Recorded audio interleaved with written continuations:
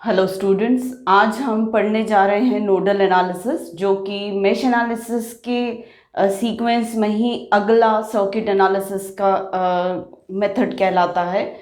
Nodal analysis जो है वो केसीएल का अपग्रेडेड वर्जन है, अपग्रेडेड फॉर्म है, जैसा कि मेश एनालिसिस केवीएल का अपग्रेडेड वर्जन कहलाता है।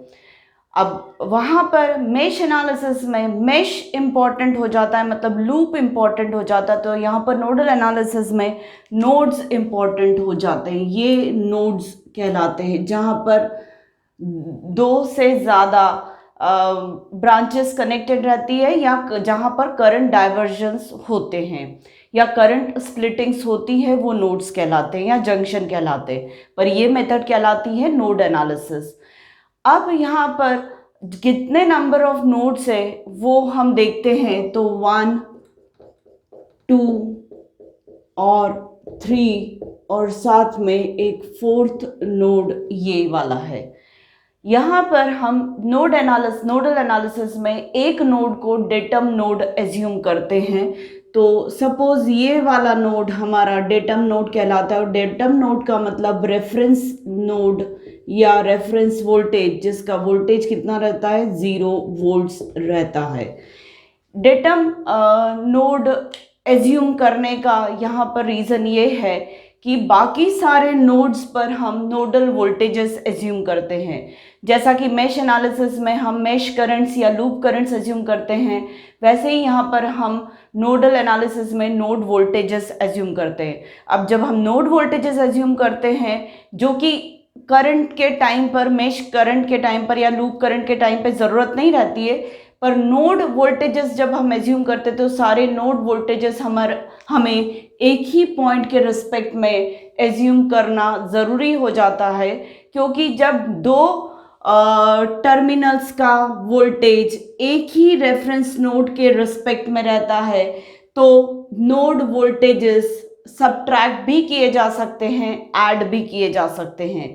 दो वोल्टेजेस को मैं V1 प्लस V2 कहूँ, या V4 प्लस V5 ऐसा बोलूँ, या V6 माइनस V7 बोलूँ, ये एडिशन या ये सब्ट्रैक्शन तभी पॉसिबल है जब ये वोल्टेजेस सेम वोल्टेज के रिस्पेक्ट में या सेम पॉइंट के रिस्पेक्ट में डिफाइंड हो, या फिर ये वोल्टेजेस भी सेम पॉइंट के रिस्पेक्ट में डिफाइंड हो, या ये वोल्टेजेस भी सेम पॉइंट के रिस्पेक्ट में डिफाइंड हो, तभी हम इन वोल्टेजेस को ऐड या सब्ट्रैक्ट कर सकते हैं। मेश एनालिसिस में लूप करंट्स के केस में हमें ऐसी कोई नीड नहीं थी हमारी, पर चूंकि वोल्टेजेस की बात है, तो जब तक हम वोल्टेजेस सेम पॉइंट के रिस्पेक्ट में डिफाइन नहीं करेंगे, तब तक हम वोल्टेजेस को ऐड या सब्ट्रैक्ट नहीं कर सकते।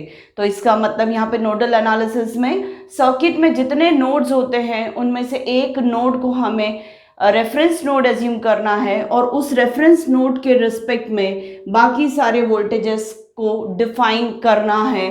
तो सपोज ये वाला वोल्टेज मेरा V1 हो गया, ये वाला वोल्टेज मेरा V2 हो गया, और ये वाला वोल्टेज मेरा V3 हो गया, और इसका वोल्टेज अगर V4 में बोलती भी हूँ तो V4 मेरा रेफरेंस वोल्टेज है और वो है 0। इस तरीके से मैंने तीन वोल्टेजेस को with respect to datum node define कर दिया। जब मैं नोड वोल्टेजेस डिफाइन कर दूं, तब मैं KCL लिख पाती हूं, और मैं किसी भी नोड पर जब मैं KCL लिखती हूं, तो मैं एक्सेप्ट करंट सोर्स वाले ब्रांच को छोड़कर बाकी सारे ब्रांचेस में एज्यूम करूंगी अवे फ्रॉम द नोड। मैं यहाँ पर ऐसे away from the node assume करूंगी, यहाँ पर away from the node assume करूंगी, और यहाँ पर भी away from the node assume करूंगी। सिर्फ एक कन्वेंशन फॉलो कर रही हूँ और कुछ नहीं है। जैसे वहाँ पर लूप करंट्स में अक्सर क्लॉकवाइज डायरेक्शन में ऐसे एज्यूम करती थी, बस इतनी सी बात है। यहाँ पर मैं सारे नोड वोल्टेजेस में पर सारे branch currents away from the nodes assume कर रही हूँ, एक्सेप्ट वो वाला नोड जहाँ पर करंट सोर्स लगा हुआ है। करंट सोर्स के वहाँ पे मुझे कोई डायरेक्शन एज्यूम करने की ज़रूरत नहीं करंट की, क्योंकि ये ऑलरेडी प्री फिक्स्ड है।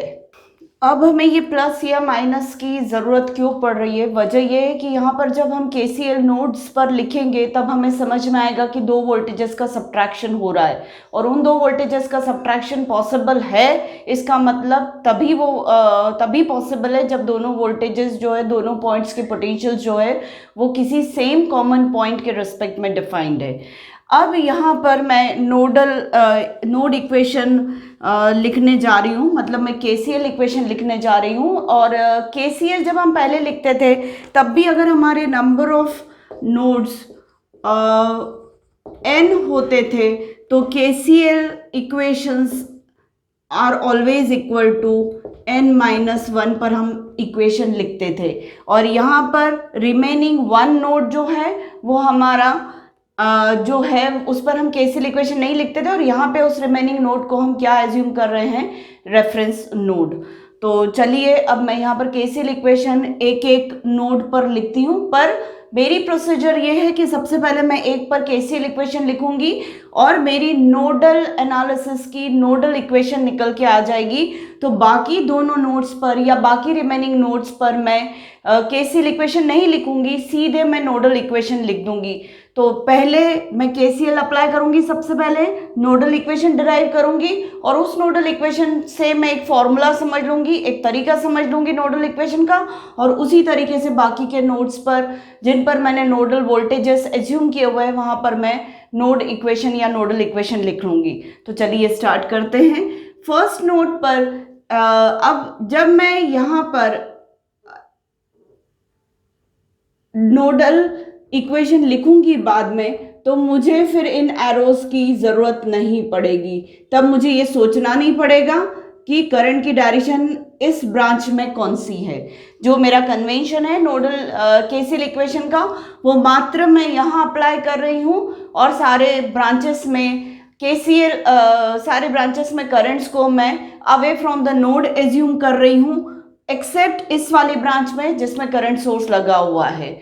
फिर से मैं बता दूं, मेरी प्रोसीजर है एक नोड पर मैं केसीएल इक्वेशन लिखूंगी, उससे मेरी नोडल इक्वेशन डिराइव हो जाएगी। वो नोडल इक्वेशन का जो तरीका, एक मेथड मैं इवैल्यूएट कर लूंगी या इवॉल्व हो जाएगा एक तरीका, उस तरीके से मैं बाकी के नोड्स पर नोडल इक्वेशन लिख लूंगी। तब मुझे ज़रूरत नहीं पड़ेगी कि यहाँ पर करंट की डायरेक्शन ब्रांचेस में क्या है, क्योंकि मेरा फॉर्मूला वो नोडल इक्वेशन है, तो मुझे करंट्स की डायरेक्शन सोचने की ज़रूरत नहीं पड़ेगी।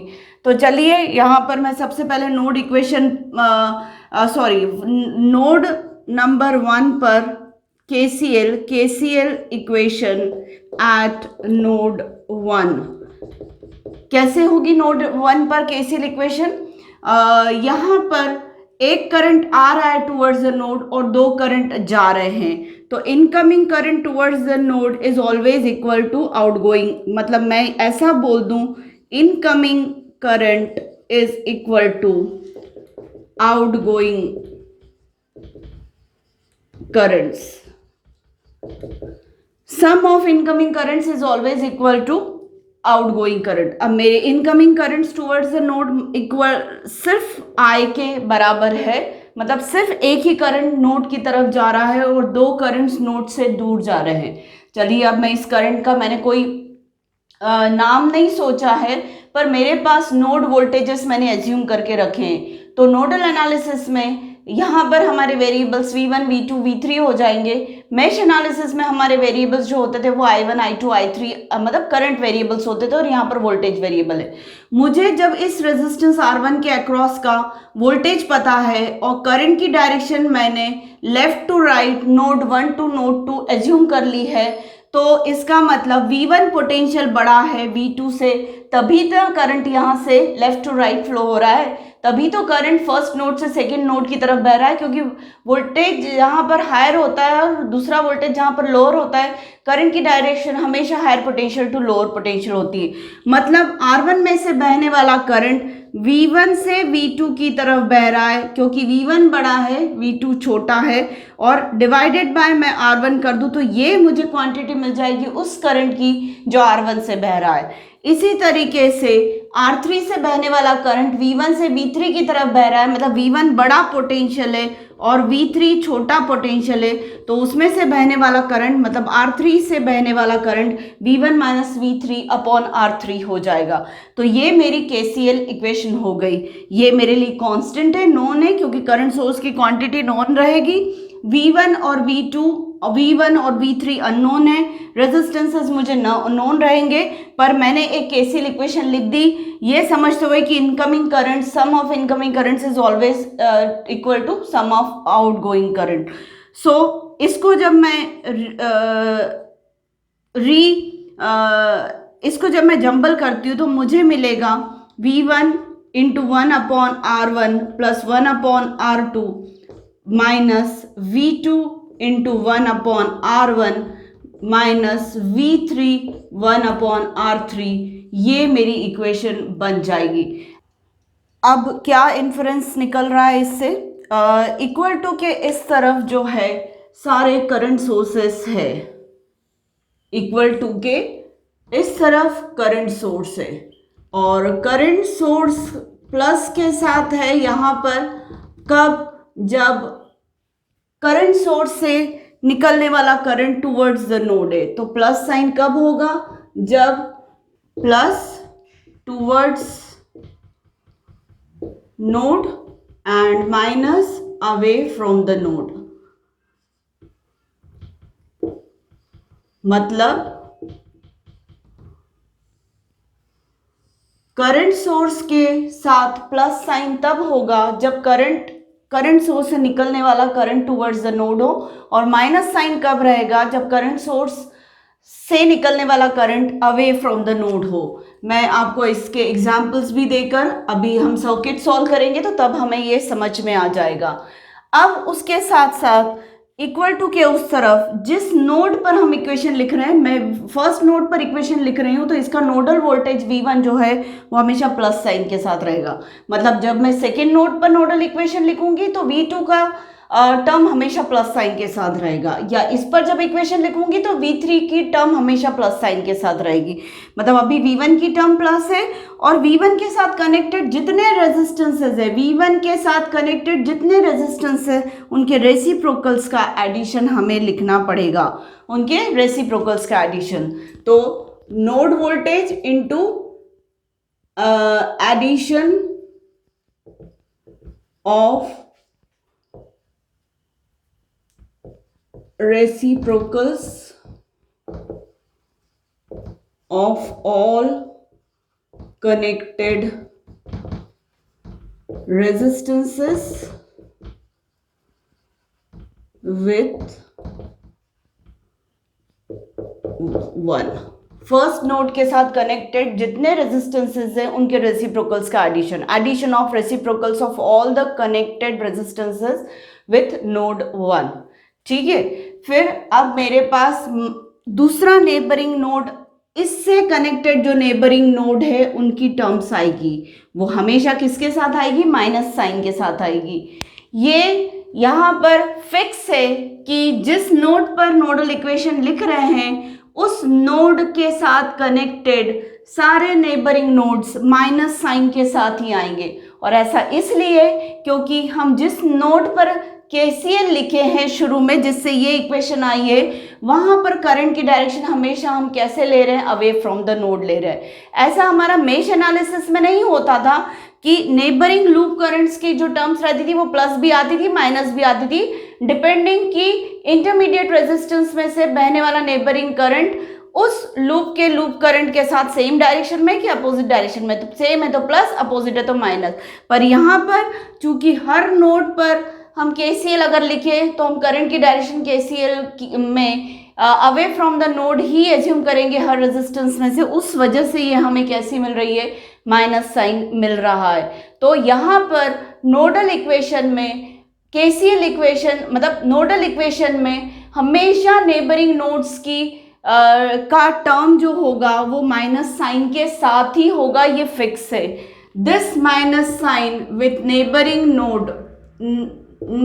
नोड वोल्टेज NEIGHBO ऐसा कर देते, नेबरिंग नोड वोल्टेज जो होगा वो माइनस साइन के साथ होगा, और जितने इंटरकनेक्टेड नेबरिंग नोड्स होंगे उन सबका समेशन मतलब इंडिविजुअल आएंगे, upon reciprocal of connected reciprocal of intermediate resistance. दो रेजिस्टेंसेस होंगे तो उनके रेसिप्रोकल्स का एडिशन हो जाएगा। मतलब यहां पर ये इंटरकनेक्टेड रेजिस्टेंस है, V1 के साथ नेबरिंग नोड V2 जो है वो R1 के थ्रू कनेक्टेड है, तो R1 का रेसिप्रोकल आ जाएगा V2 के साथ माइनस साइन के साथ। V1 के साथ V3 कनेक्टेड है, तो इंटरकनेक्टेड जो इंटरमीडिएट रेजिस्टेंस है R3 उसका रेसिप्रोकल आ जाएगा। तो V नेबर का मतलब एक बार मेरा माइनस V2 है, दूसरी बार मेरा मतलब माइनस V3 है, और रेसिप्रोकल ऑफ इंटरमीडिएट रेजिस्टेंस में एक बार 1/R1 ले रही हूँ, एक बार 1/R3, और इन सब का समेशन है। मतलब ऐसी कई टर्म्स, अगर इसके साथ एक और कोई नेबरिंग नोड होता तो उसकी टर्म भी माइनस साइन के साथ V4 होकर आ जाती या V5 होकर आ जाती। तो ये मेरी नोडल इक्वेशन है। इस इक्वेशन को मैं एक फॉर्मूला समझ ले रही हूँ नोड एनालिसिस में नोडल इक्वेशन लिखने का, और अब बाकी के नोड्स पर मैं सीधे सीधे इसको फॉलो करके मैं यहाँ पर नोडल इक्वेशन लिखूंगी और यहाँ पर नोडल इक्वेशन लिखूंगी। मैं फिर से उसको रिपीट कर दूं, इक्वल टू के LHS साइड में करंट सोर्सेस आते हैं, करंट सोर्सेस की क्वांटिटीज आती है, या तो वो प्लस के साथ आएगी या माइनस के साथ आएगी। प्लस के साथ तब आएगी जब करंट सोर्स से निकलने वाला करंट टुवर्ड्स द नोड है, माइनस साइन तब आएगा जब करंट सोर्स से निकलने वाला current away from the node है, और 0 तब आएगा जब वहां पे कोई करंट सोर्स कनेक्टेड नहीं है। फिर इक्वल टू के दूसरी तरफ जिस नोड पर हम नोडल इक्वेशन लिख रहे हैं उस नोड का नोड वोल्टेज हमेशा प्लस साइन के साथ ही आएगा। तो मैं फर्स्ट नोड पर नोडल इक्वेशन लिख रही हूँ तो इसका प्लस साइन के साथ ही आएगा, और साथ में ब्रैकेट में जितने रेजिस्टेंसेस इस नोड से कनेक्टेड है उन सारे रेजिस्टेंसेस के रेसिप्रोकल्स का एडिशन हो जाएगा। फिर नेक्स्ट नेबरिंग नोड, तो नेबरिंग नोड की टर्म हमेशा माइनस साइन के साथ होगी, तो जैसे माइनस V2 और माइनस V3 की, और साथ में V1 से कनेक्टेड V2 R1 के थ्रू है तो R1 का रेसिप्रोकल, और V1 से V3 कनेक्टेड है थ्रू R3 तो ब्रैकेट में R3 का रेसिप्रोकल ऐसा आ जाएगा। तो मैं इसी तरीके से V2 के पर मतलब सेकेंड नोड पर नोडल इक्वेशन लिख लेती हूँ, और V3 मतलब थर्ड नोड पर मैं नोडल इक्वेशन लिख लेती हूँ। तो यहां पर नोडल इक्वेशन फॉर नोड 2 क्या हो जाएगी? क्या नोड 2 पर कोई करंट सोर्स कनेक्टेड है? कोई करंट सोर्स नहीं है, तो इक्वल टू के इस तरफ मेरा क्या आ जाएगा? 0। फिर हम देखेंगे कि किस पर नोड इक्वेशन लिख रहे हैं? 2 पर, तो उसकी टर्म हमेशा प्लस साइन के साथ ही आएगी। और कौन कौन से रेजिस्टेंसेस उसके साथ कनेक्टेड है? R1 कनेक्टेड है, R2 कनेक्टेड है, और R3। तो मैं V2 के साथ 1/R1 plus 1/R2 plus 1/R4 ऐसी टर्म लिख लूंगी। अब V2 के साथ नेबरिंग नोड V1 कनेक्टेड है तो V1 की टर्म माइनस के साथ ही आएगी, और इंटरमीडिएट रेजिस्टेंस के रेसिप्रोकल को हम साथ में रख देंगे मल्टीप्लिकेशन में। ऐसे ही 2 के साथ थर्ड नोड भी है, और थर्ड नोड के साथ रेसिप्रोकल में R4 आ जाएगा, तो जगह नहीं है तो मैं डिवाइडेड बाय R4 लिख रही हूँ, इसका मतलब ब्रैकेट में 1/R4 ये। तो ये मेरी इक्वेशन हो गई नोडल इक्वेशन नोड 2 पर। अब nodal equation eight node 3 for node 3 अब कैसे होगी? आप लोग भी अपनी अपनी कॉपीज में लिखिए। कैसा होगा? नोड 3 पर क्या कोई करंट सोर्स है? इधर भी नहीं है, इधर भी नहीं है, इधर भी नहीं, कोई करंट सोर्स नहीं, मतलब इक्वल टू के इस तरफ 0 आ जाएगा।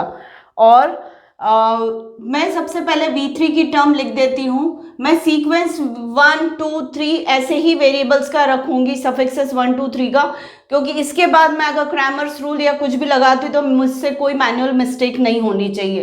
इसलिए V3 की टर्म दूर लिख रही हूँ क्योंकि मुझे V1 और V2 की टर्म भी यहाँ पर मेंशन करनी है।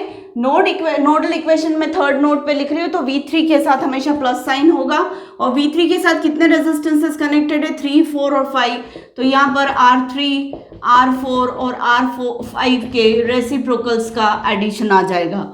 अब V3 के साथ V1 कनेक्टेड है तो V1 इंटू 1/R3 हो जाएगा, माइनस V2 इंटू 1/R4 हो जाएगा। इंटरमीडिएट रेजिस्टेंसेस का रेसिप्रोकल और साथ में नेबरिंग नोड्स का वोल्टेज माइनस साइन के साथ आ जाएगा। तो ये मेरी थर्ड नोडल इक्वेशन हो गई। तो इस तरीके से मैंने केसीएल, एक सर्किट था जिस पर एक नोड को मैंने डेटम नोड लिया, मतलब टोटल 4 नोड्स थे, 4 नोड्स में से एक नोड पर मैंने डेटम एज्यूम कर लिया और 3 नोड्स पर मैंने nodal voltages V1, V2, V3 assume कर लिए। तो V1, V2, V3 एज्यूम किए तो मेरे वेरिएबल्स यहाँ पर क्या हो गए, जो अननोन्स हो गए वो 3 वोल्टेजेस हो गए अननोन। अब इन तीनों वोल्टेजेस की मदद से मैं हर नोड पर केसीएल इक्वेशन लिखूंगी। हर नोड पर नहीं, मतलब अल्टीमेटली है तो ये केसीएल ही, बेस इसका केसीएल ही, पर फर्स्ट पर मैं डायरेक्टली केसीएल लिखूंगी और उस केसीएल से मैं एक फॉर्मूला निकाल ले रही हूँ जिसे मैं नोडल इक्वेशन बोल रही हूँ, और उस फॉर्मूले से बाकी दोनों पर मैं इक्वेशन लिख लूंगी। तो फर्स्ट नोड पर जब इक्वेशन केसीएल इक्वेशन लिखी तो उससे मुझे एक फॉर्मूला, एक मेरे पास कंक्लूजन निकल के आया, एक इन्फरेंस मैंने निकाल लिया। उस इन्फरेंस को मैंने इस तरीके से समझा कि इक्वल टू के एक तरफ करंट सोर्सेस होने चाहिए और दूसरी तरफ voltage upon resistance, voltage upon resistance ऐसा होना चाहिए। वोल्टेज इक्वल टू के एलएचएस साइड में करंट सोर्सेस के साथ प्लस साइन होगा अगर वो करंट सोर्स जिस नोड पर हम नोडल इक्वेशन लिख रहे हैं उसकी तरफ है, और माइनस साइन होगा अगर उस करंट सोर्स की direction opposite to the node है, और इक्वल टू के इस तरफ जिस नोड पर नोडल इक्वेशन लिख रहे हैं उसकी टर्म प्लस साइन के साथ लेते हैं और उससे कनेक्टेड सारे रेजिस्टेंसेस का एडिशन, रेसिप्रोकल्स का एडिशन वहां पर कर देते हैं, और सारे नेबरिंग नोड्स के वोल्टेजेस माइनस साइन के साथ लेते हैं और उनके साथ इंटरमीडिएट रेजिस्टेंसेस के रेसिप्रोकल्स आ जाते हैं। इस तरीके से आप इसे एक फॉर्मूला समझ के याद कर लीजिए ताकि किसी भी सम को नोडल एनालिसिस से करना हो तो इन इक्वेशंस को लिखकर हम सॉल्व कर सकते हैं। अब मैं आपको इक्वेशन, इसी में मैं वैल्यूज दे देती हूँ और एक क्वेश्चन अपन सॉल्व कर लेते हैं। सपोज ये 2 एम्पियर्स है, ये 1 ओम है, ये 2 ओम है, ये 1 ओम है, ये 3 ओम है और ये 2 ओम है। इस तरीके से इसे भी 2 ले लेते हैं ताकि आसानी रहेगी कैलकुलेशन में। तो ऐसे कुछ रेजिस्टेंसेस 2 ओम्स के हैं और कुछ रेजिस्टेंसेस 1 ओम के हैं। तो अब मैं बोर्ड रब करके इस सम को सॉल्व करती हूँ और V1, V2, V3 निकालने की कोशिश करती हूँ। एक बार जब हमें V1, V2, V3 वेरिएबल्स की वैल्यू पता चल गई, ये अननोन्स की वैल्यू पता चल गई, तो इस सर्किट में मैं कुछ भी पता कर सकती हूँ। तो हम अलग अलग चीज़ें इस सर्किट में, एक बार V1, V2, V3 पता चल जाए तो इस सर्किट में मैं अलग अलग चीज़ें फाइंड आउट करके बताती हूँ आपको। तो नोड 1 पर मैं सबसे पहले केसीएल, जो हमारा बेस था, हमने नोडल इक्वेशन बनाना सीख लिया, अब हम भूल जाते हैं उसे। अब हमें केसीएल कभी नहीं लिखना है। जब नोडल एनालिसिस से सम सॉल्व करने को कहा जाएगा तो हम सीधे सीधे इक्वेशन ऐसे इस तरीके से ही लिखेंगे। तो चलिए मैं नोडल इक्वेशन एट नोड 1 लिख लेती हूँ। नोड 1 पर मैं केसीएल इक्वेशन लिख रही, सॉरी नॉट केसीएल, नोड 1 पर मैं नोडल इक्वेशन लिख रही हूँ। नोड 1 पर मैं नोडल इक्वेशन लिख रही हूँ। तो सबसे पहले इक्वल टू के इस तरफ मैं करंट देख रही हूँ, करंट सोर्स का कोई है क्या, है, कहाँ है, टूवर्ड्स द नोड है, तो मैं क्या लिख दूंगी, +2 एम्पियर्स लिख लूंगी।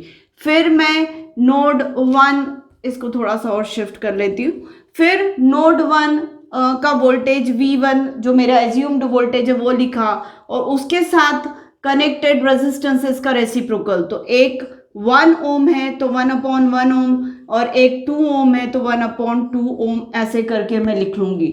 फिर इस नोड के साथ दूसरा नेबरिंग नोड V2 है तो वो माइनस के साथ ही आएगा, और V1 और V2 के बीच में इंटरकनेक्टेड इंटरमीडिएट रेजिस्टेंस R1 है और वो 1 ओम है, तो 1/1 ओम ऐसी टर्म आएगी। और 1 फर्स्ट नोड के साथ third node intermediate resistance 2 ohms के साथ कनेक्टेड है, तो थर्ड नोड का assumed voltage V3 minus sign के साथ, थर्ड नोड का assumed voltage V3 minus sign के साथ, और साथ में इंटरमीडिएट रेजिस्टेंस इस रेसिप्रोकल में लिख दूंगी। अब मैं इसे सॉल्व करूं और तो ये V1 1 + 0.5 मतलब 1.5 हो जाएगा, ये माइनस V2 हो जाएगा और ये 0.5 V3 हो जाएगा। इस तरीके से ये इक्वेशन मेरे पास आ गई 1.5 V1 minus V2 minus 0.5 V3। ऐसी ये मेरी फर्स्ट इक्वेशन बन चुकी है, ये मेरी फर्स्ट इक्वेशन बन चुकी है। अब मैं नोडल इक्वेशन नोड 2 पर लिखूंगी। नोडल इक्वेशन एट नोड 2 क्या आएगा? नोड 2 पर नोडल इक्वेशन ये रहा। क्या कोई करंट सोर्स है नोड 2 पर? नहीं, तो 0। नोड 2 से फर्स्ट नोड कनेक्टेड है क्या? तो क्या V1 की टर्म आएगी? आएगी। कैसी? माइनस V1 और डिवाइडेड बाय क्या आ जाएगा? 1/1 ओम आ जाएगा। फिर V2 की टर्म लिखी। V2 के साथ कितने रेजिस्टेंसेस कनेक्टेड है? 1 ओम, 2 ओम और 2 ओम, तो 1/1 + 1/2 + 1/2 ऐसा लिखेंगे। क्या सेकेंड नोड के साथ थर्ड नोड कनेक्टेड है, तो क्या टर्म आएगी? माइनस V3 और इंटरमीडिएट रेजिस्टेंस कितना आएगा? 1/2 ओम्स। तो ये कितना बन जाएगा? 0 = माइनस V1 0.5 मतलब ये हो जाएगा 2V2 और यहाँ पर आ जाएगा माइनस 0.5 V3। ये मेरी सेकेंड इक्वेशन बन गई है, ये मेरी सेकेंड नोडल इक्वेशन बन गई है। अब third nodal equation eight node 3। Nodal equation eight node 3, तो क्या आएगी नोडल इक्वेशन थर्ड पर? क्या कोई करंट सोर्स कनेक्टेड है? नहीं, 0 = क्या थर्ड नोड फर्स्ट नोड से कनेक्टेड है? क्या फर्स्ट नोड थर्ड नोड का नेबरिंग नोड है, तो माइनस V1 और रेसिप्रोकल किसका आएगा? इंटरमीडिएट रेजिस्टेंस का रेसिप्रोकल आ जाएगा। फिर क्या थर्ड नोड का नेबरिंग नोड सेकेंड नोड है, तो माइनस V2। फिर इंटरमीडिएट रेजिस्टेंस का रेसिप्रोकल आ जाएगा। फिर थर्ड नोड की पर नोडल इक्वेशन लिख रहे हैं इसलिए V3 की टर्म प्लस के साथ ही आएगी और सारे जितने भी रेजिस्टेंसेस V3 के साथ कनेक्टेड है उनके रेसिप्रोकल्स का एडिशन हो जाएगा, तो ये बनेगी टर्म वहाँ पर। ये हमारी नोडल इक्वेशन थर्ड नोड पर है। अब इसे मैं रीशफल करके लिख लेती हूँ। माइनस 0.5 V1, ये माइनस 0.5 V2 और यहाँ पर 0.5 और 1 मतलब 2V3। ऐसी ये मेरी थर्ड नोडल इक्वेशन बन गई है, थर्ड नोड की नोडल इक्वेशन बन गई है। अब यहाँ पर मैं क्रैमर्स रूल अप्लाई कर देती हूँ क्योंकि 3 वेरिएबल्स है, मुझे क्रैमर्स रूल आसान लगता है। आप सब्स्टिट्यूशन मेथड भी फॉलो कर सकते हैं, तो मैं रूल लगा रही हूँ। तो ये तीनों वेरिएबल्स की इक्वेशन को मैं मैट्रिक्स इक्वेशन में कन्वर्ट कर दे रही हूँ। तो यहाँ पर एक column apply Cramer's rule to solve for V1, V2 and V3। तो अब यहाँ पर एक कॉलम मैट्रिक्स बनेगा इक्वल टू के सिर्फ 2 0 0 का 2 0 0 का कॉलम मैट्रिक्स बनेगा इक्वल टू एक 3/3 का स्क्वायर मैट्रिक्स बनेगा और यहाँ पर बनेगा V1, V2 और V3 का कॉलम मैट्रिक्स। सीक्वेंस में V1 V2 V3 V1 V2 V3 V1 V2 V3 लिखना इसलिए ज़रूरी है कि क्रैमर्स रूल में जब हम इस पर्टिकुलर मैट्रिक्स की फिलिंग करते हैं, एलिमेंट्स रखते हैं, तो हमारा V1 की जगह V2 का कोएफिशिएंट ना आ जाए, V3 की जगह V1 का ना आ जाए। ये सारे कन्फ्यूजन दूर करने के लिए मैं हमेशा सीक्वेंस में ही लिखती हूँ। तो यहाँ पर फर्स्ट रो जो बनेगी वो 1.5 -1 और -0.5 की बनेगी। सेकेंड रो जो बनेगी वो -1 2 और -0.5 की बनेगी। थर्ड इक्वेशन जो होगी वो -0.5 -0.5 और 2 की बनेगी। इस तरीके से ये मेरा मैट्रिक्स फिल हो जाएगा। मैंने बोर्ड रब कर दिया है। तो अब अपन क्रैमर्स रूल अप्लाई कर रहे हैं। क्रैमर्स रूल में डिटर्मिनेंट डेल्टा जो होती है वो इस मैट्रिक्स की, स्क्वायर मैट्रिक्स की वैल्यू होती है डिटर्मिनेंट वैल्यू। वो डिटर्मिनेंट वैल्यू 1.5 -1 -0.5 -1 2 -0.5 -0.5 -0.5 और 2 इसकी डिटर्मिनेंट वैल्यू मैं निकालूंगी। कितनी आएगी? 1.5 इंटू 2 इंटू 2, फिर माइनस माइनस प्लस और माइनस साइन इसके साथ भी आएगा तो 0.5 इंटू 0.5 हो जाएगा। फिर इस टर्म के साथ -1 के साथ -1 मतलब ये +1 हो जाएगा और ब्रैकेट में आएगा -1 इंटू 2 -2 और इसमें आ जाएगा, ये दोनों प्लस हो जाएगा और प्लस के साथ माइनस साइन और आएगा तो 0.25 ऐसी टर्म बनेगी। अब आगे हम देखें इसके साथ तो -0.5 और -0.5 के साथ -1 इंटू ये 0.5 मतलब +0.5 हो जाएगा और -0.5 इंटू 2 जो होगा वो 1 हो जाएगा और माइनस माइनस प्लस हो जाएगा तो ये +1 हो जाएगा। इस तरीके से डिटर्मिनेंट वैल्यू 1.5 4 -0.25 और प्लस ये मल्टीप्लिकेशन एडिशन करने के बाद ये -2.25 आ जाएगा और यहाँ पर 1.5 है तो 0.5 इंटू 1.5 ऐसा हो जाएगा। अब यहाँ पर मैं इसकी वैल्यू अगर लिखूं तो 1.5 इंटू 3.75 हो जाएगा -2.25 और -0.5 इंटू 1.5 0.75 आ जाएगा। अब अगर हम इसे सॉल्व कर लेते हैं तो इसका आंसर आएगा 1.5 इंटू 3.75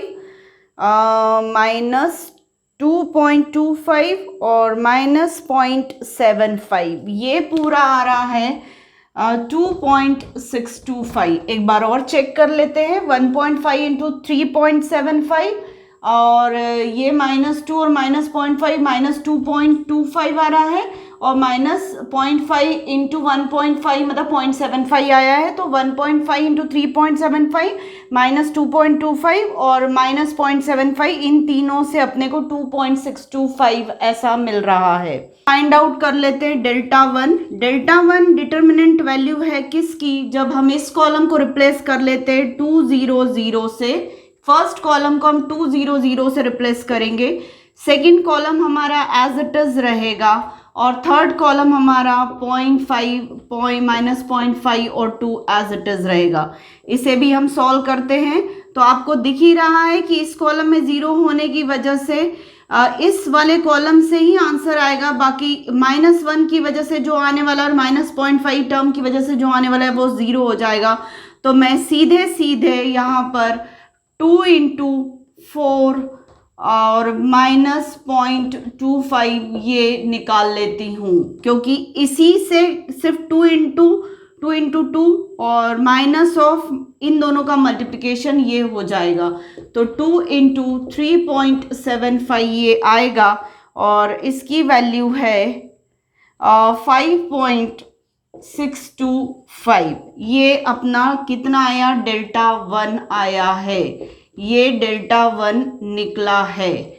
मैं डेल्टा 2 अगर निकालना चाहूँ तो हो जाएगा 1.5 -1 -0.5 as it is first column करेंगे, सेकंड कॉलम की जगह 2 0 0 आ जाएगा और थर्ड कॉलम फिर से -0.5 -0.5 और 2 सब्सटीट्यूट होगा।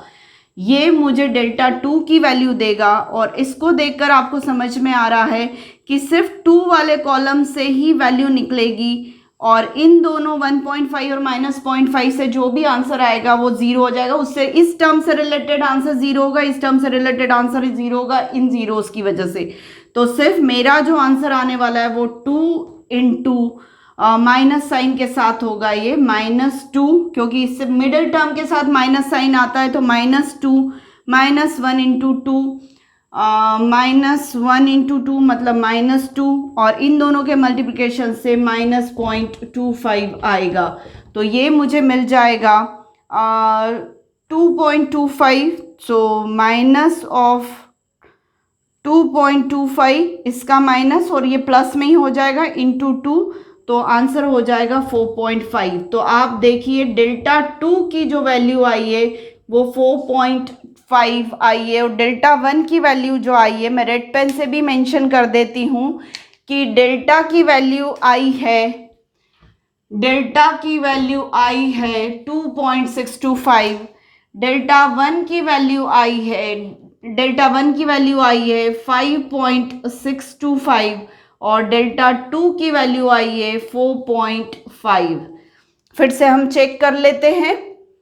डेल्टा 1 के लिए फर्स्ट कॉलम 2 0 0 सब्सटीट्यूट करेंगे, -1 2 -0.5 -0.5 -0.5 2, और यहाँ पर आ जाएगा सिर्फ इसी 2 से रिलेटेड ही टर्म जनरेट होगी, क्योंकि -1 की टर्म में भी ये 0 होने की वजह से पूरा 0 हो जाएगा, और -0.5 में भी ये 0 होने की वजह से पूरा 0 हो जाएगा। तो 2 इंटू 2 इंटू 2 4 हो गया, और माइनस ऑफ दिस तो ये प्लस हो जाएगा, तो 0.25 मतलब 3.75 इंटू 2 करेंगे तो 2 इंटू 3.75 कर रहे हैं, तो सॉरी ये 7.5 है, इसकी वैल्यू आएगी 7.5।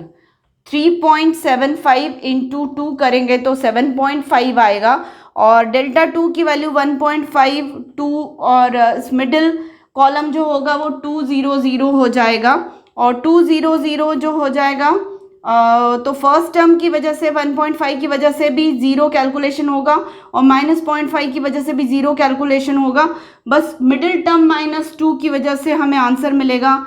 तो -2 इंटू ये होगा, तो -1 इंटू 2 -2, और माइनस माइनस ये दोनों प्लस होगा, और फिर माइनस आ जाएगा तो -0.25, इसी माइनस ये दोनों का मल्टीप्लिकेशन हो जाएगा -2.25 इंटू 2, 4.5 इसका आंसर आ रहा है। तो डेल्टा 1 और डेल्टा 2 की ये वैल्यू आई है। अब उसके बाद हम डेल्टा 3 फाइंड आउट कर लेते हैं। डेल्टा 3 जो आएगा, डेल्टा 3 जो आएगा वो डेल्टा 3 जो आएगा वो डिटर्मिनेंट बनेगा 1.5 -1 -0.5 -1 2 -0.5 और 2 0 0 थर्ड कॉलम रिप्लेस हो जाएगा। अब दिख रहा है कि इस टर्म के साथ और इस टर्म के साथ कोई वैल्यू इवैल्यूएट नहीं होगी, सिर्फ इस 2 के साथ होगी, और वो होगी 0.5 -1 इंटू -0.5 0.5 होगी, और ये हो जाएगी 1, ऐसे करके 2 इंटू 1.5 मतलब 3 आंसर आएगा डेल्टा 3 का। डेल्टा 3 कितना मिल रहा है? 3 मिल रहा है। डेल्टा 3 की वैल्यू कितनी आ रही है? 3। तो अब मेरे लिए V1 की वैल्यू जो होगी वो डेल्टा 1 अपॉन डेल्टा है, तो डेल्टा 1 कितना है? 7.5, और डेल्टा कितना है? 2.625। देखें आंसर कितना आता है। ऐसे V2 देख लेते हैं पहले। V2 जो मिल रहा है वो डेल्टा 2 अपॉन डेल्टा है। V2 डेल्टा 2 4.5 है अपॉन 2.625 है, और ऐसे ही V3 जो है वो आ रहा है 3 अपॉन 2.625। तो इनके आंसर्स निकाल के देख लेती हूँ मैं। 7.5 अपॉन 2.625, 7.5 डिवाइडेड बाय 2.625, ये आया है 2.625 4.85 volts. 4.5 divided by 2.625, ये आया है 1.71 volts, और 3 divided by 2.625, ये आया है 1.14 volts. इस तरीके से हमारे तीनों वेरिएबल्स इवैल्यूएट हो गए हैं. कंप्लीट सम जो है वो हमने नोडल एनालिसिस से सॉल्व कर लिया है, और हमारे वेरिएबल्स जो है वो V1, V2 और V3. आज मैंने थोड़ा नए तरीके से पढ़ाया है, सीधे बोर्ड पर पढ़ाया है. उम्मीद है आप लोगों को पसंद आया होगा. तो प्लीज़ मेरे आज के वीडियो को तुरंत लाइक करिए और मेरे चैनल को सब्सक्राइब करिए, और ज़्यादा से ज़्यादा मेरे कंटेंट से फ़ायदा उठाने की कोशिश करिए. Thank you.